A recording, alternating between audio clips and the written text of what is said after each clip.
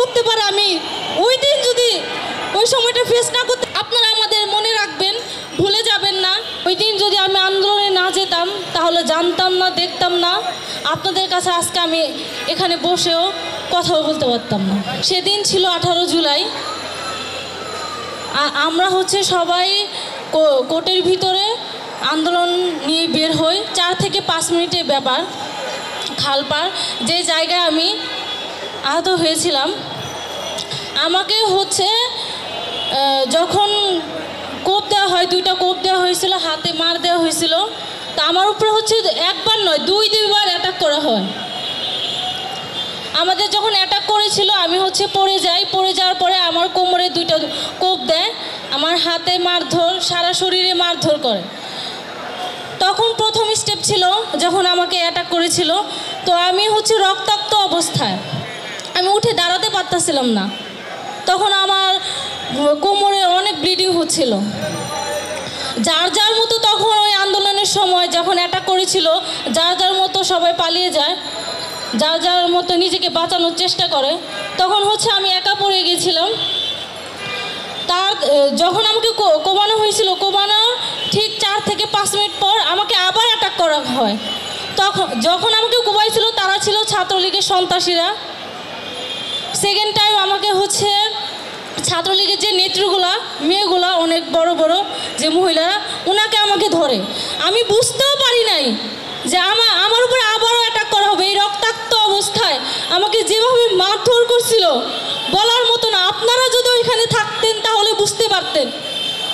আমি একা পড়ে গিয়েছিলাম। সেকেন্ড টাইম যখন আমাকে ধরে তখন আমি একা, এতজন মহিলা ছিল আমাকে মারধর করে, রক্তাক্ত অবস্থা। আমি কান্না করেছি, আমাকে ছাড়িনি। নিজেকে বাঁচানোর তাগিদে আমি যেমনি হোক ওখান থেকে আমি দৌড়ে বেঁচে ফিরি, নিজেকে বাঁচানোর চেষ্টা করি। আমি বলেছি আমার কি দোষ, আমার রক্তাক্ত অবস্থা, আপনি দেখতে পাচ্ছেন, আমাকে ছেড়ে দেন। মেয়ে হয়ে কিভাবে মেয়েদের উপরে অত্যাচার করতে পারে আমি ওই দিন যদি ওই সময়টা ফেস না করতে পারতাম, আপনাদের বলে বোঝাতে পারবো না। আপনারা যদি ওই সময়টা ওইখানে থাকতেন তাহলে বুঝতে পারতেন। আমি তো মনে করেছি আমি তখনই শেষ, যখন সেকেন্ড টাইম আমার উপরে অ্যাটাক করা হয়।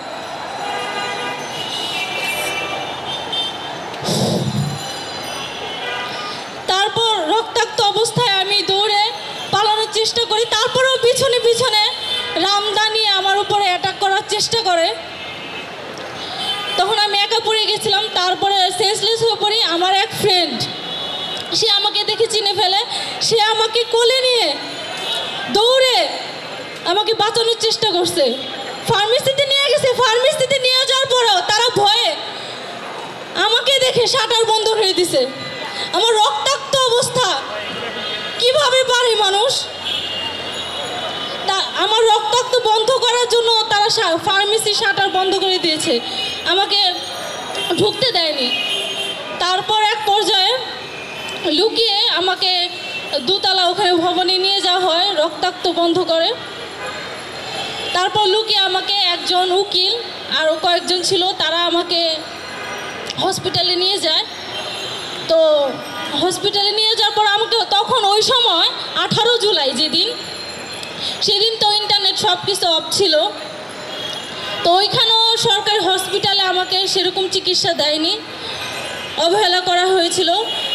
3 দিন পর আমি বাসায় আসি। তারপরে আমার সেকেন্ড টাইম আবারও ভর্তি হতে হয় আমার কোমরের সমস্যার কারণে। এখনও আমার কোমরের সমস্যা দেখা দেয়। আপনারা দোয়া করবেন আমি জানি খুব দ্রুত সুস্থ হই, আমার জন্য দোয়া করবেন। শুধু আমাদের তো, আমরা যারা আহত হয়েছি আমরা তো কিছুই না, যারা শহীদ হয়েছেন তাদের জন্য দোয়া করবেন। তাদের যে নির্মম অত্যাচার করা হয়েছিল,